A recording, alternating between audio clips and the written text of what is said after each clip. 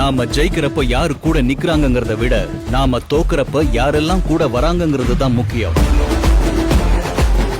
திராவிட முன்னேற்ற கழகத்திற்கு தேர்தல்ல வெற்றி தோல்வி ஒன்னும் புதுசில்ல.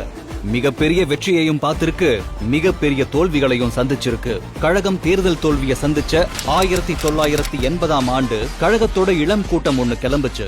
அன்னைக்கு தேதிக்கு அதுதான் trend, talk of the town எல்லாமே.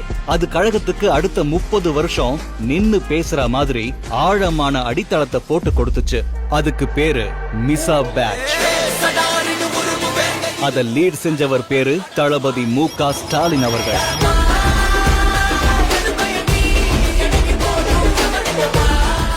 எமர்ஜென்சில மிசா கைது, கருத்துரிமை சென்சார்னு கழகம் எதிர்கொண்ட நெருக்கடிகளை தொடர்ந்து நிறைய பெரிய கலைஞர் கூட இருந்து கொஞ்சம் கொஞ்சமா விலகி போனாங்க.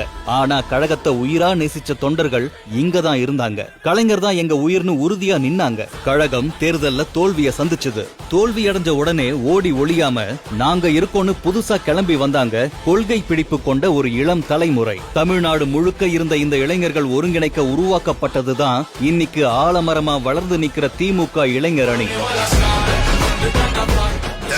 தம்பிமார்களே, உங்களுடைய வேலை எதிர்கால தமிழகம் எழில்மயமாக, தொழில்மயமாக இதற்காகவே பிரச்சார பயணத்தை தொடங்க வேண்டும் என்று கேட்டுக் கொள்கின்றேன். உங்களால் முடியும், உங்களை நான் நம்புகிறேன். இந்த பணியை கொடுக்கிறீர்கள் என்று உங்களை கேட்டுக் கொள்கின்றேன்.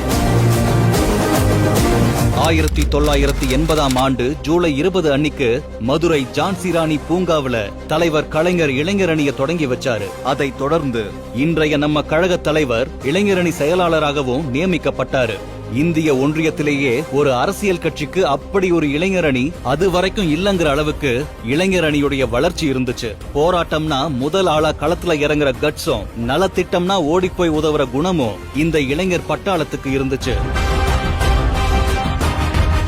நான் வளர்ந்தது இளைஞரணி, நான் வளர்த்தது இளைஞரணி, என்னை வளர்த்தது இளைஞரணி. கொள்கையற்ற கூட்டமா இருக்கக்கூடாதுன்னு நினைச்ச அவங்க பாசறை கூட்டங்கள் நடத்தி கொள்கை பயிற்சி கொடுத்தாங்க.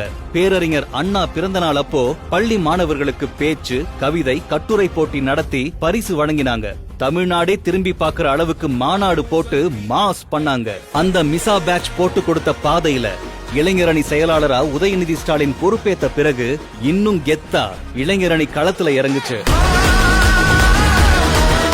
சட்டமன்ற உறுப்பினர், அமைச்சர், இப்படி எத்தனையோ பதவிகள் வரும் போகும். ஆனா திமுகவுல நான் ஒரு உறுப்பினர், கலைஞருடைய உடன்பிறப்பு, இளைஞரணியில நான் ஒரு நிர்வாகி அப்படிங்கிற அந்த பெருமையும் கெத்தும் நமக்கு மட்டும்தான் என்னைக்குமே இருக்கும். கொரோனா நிவாரண பணிகள், நீர்நிலைகளை தூர்வாருதல், மழை வெள்ளத்தால பாதிக்கப்பட்ட மக்களுக்கு உதவிகள்னு ஒரு பக்கம், சிஏஏ எதிர்ப்பு போராட்டம், நீட் எதிர்ப்பு கையெழுத்து இயக்கம், ஒன்றிய அரசை கண்டிச்சு கண்டன கூட்டங்கள்னு மாஸ் கிளப்புறாங்க.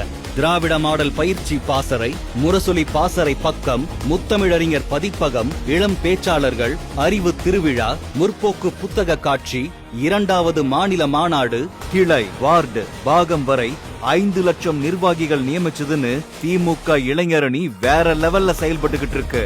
இன்னைக்கு களமும் வேற, காலமும் வேற. இளைஞரணி தொடங்கப்பட்ட இந்த நாள்ல நம்ம அணியோட அடுத்த இன்னிங்ஸ ஆரம்பிக்கலாங்களா?